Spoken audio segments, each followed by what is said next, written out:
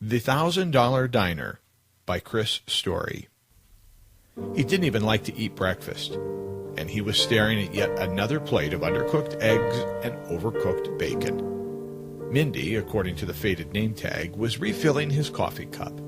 The coffee wasn't fresh, nor was it the most stale thing in this greasy spoon. Mindy stood balanced on one foot. She looked through him as he spoke. "Can I ask you a question?" he said.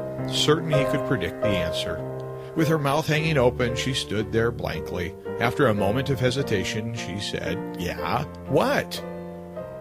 "What would you rather have?" From the inside pocket of his suit coat, he removed 10 crisp $100 bills. He fanned the money in her direction. "This $1,000 or the secrets to my success and fortune collected over a lifetime?" Mindy whipped her head from side to side, as though she'd find a hidden camera crew ready to jump and say, "Surprise! You're on candid camera." She looked back at the elderly man sitting uncomfortably in the cramped booth, the runny eggs untouched on the plate in front of him. He looked up at her with his wide green eyes, still sharp in spite of his 82nd birthday having just passed. He waited with his hand extended. The bills were bright and as green as his stare. Mindy was sure she was being spoofed. Nothing good ever happened to her. This wasn't real, she thought. Then she slammed the coffee pot on the table, and her look of disbelief transformed into one of disgust. "Look here, you old pervert. I'm not that kind of girl. You hear me? I may just be a waitress in this crappy diner, but I have some self-respect." Mindy was standing a little taller as she delivered this rebuke. Who'd this guy think he was, coming in here with his fancy clothes and his money? "I'm not for sale, mister." Mindy turned on one heel and stormed off into the kitchen.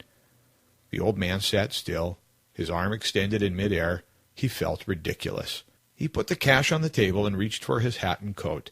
As he slid from his seat, he looked over the counter to see Mindy in discussion with her co-workers. He figured they'd all pegged him as a predator by now. Time to leave.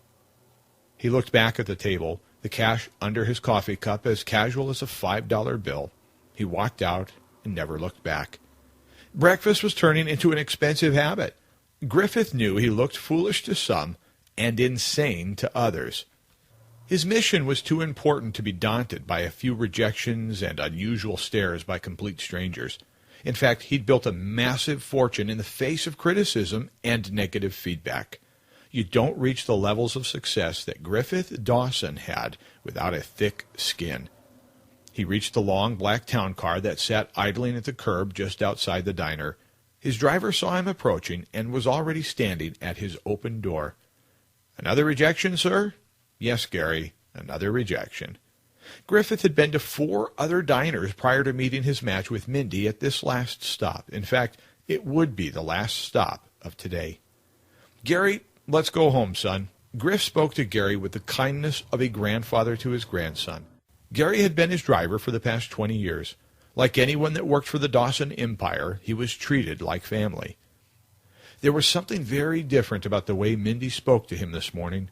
No wonderment, no joy, and certainly no curiosity.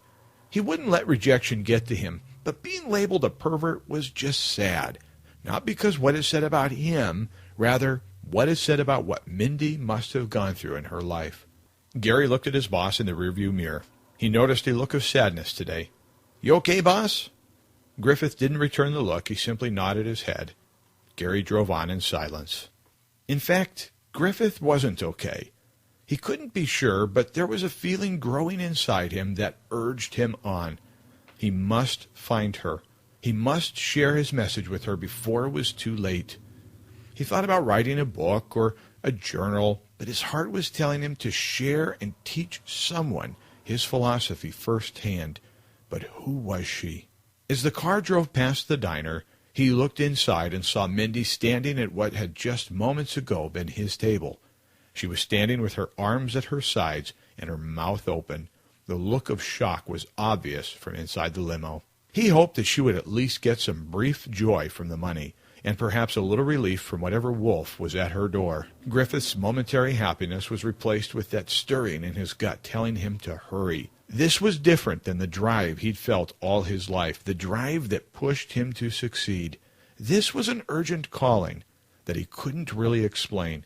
So rather than even try, he kept his motives to himself. Gary knew something was happening, but he'd been with Griff long enough to know he had his reasons. He simply did his job, and one that he loved. As he stared out the window in silence, Griffith noticed a small coffee shop sandwiched between a bookstore and an Oriental grocery. "Stop!" he yelled to his now startled driver. "Stop here! Pull over!" he snapped. Not waiting for Gary to open his door, or for the car to come to a complete stop for that matter, Griffith threw open the door and stepped out of the car. The sun was shining right on the little brick building with the coffee shop. The coffee shop was the smallest building on the block, making it at once hard to see, and oddly, it stood out like a sore thumb. Griffith opened the door and looked inside. He was at peace. Not sure why, but before he'd even stepped 1 foot inside, he knew he was here for a reason.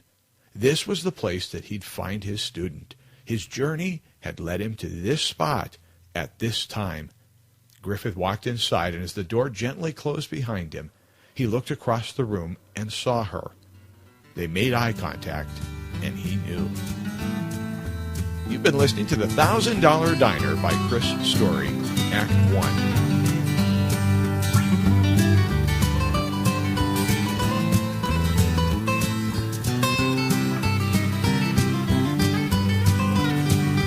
If I don't do anything else today, I'm gonna take a walk up by the creek and have him sing his song to me. I will find a shaded sunny spot. I'll pull out my guitar and sing a simple song for you and me. Something like ooh, la da da da da dum da da da, singing ooh, la da da. Well, it seems there are lots of songs about those 18-wheeler trucks, CBs and disco dancing, spaceships and such. And there's always lots of songs that are about hugging and kissing. But there ain't nothing on the radio that's anything like this. And it goes, ooh.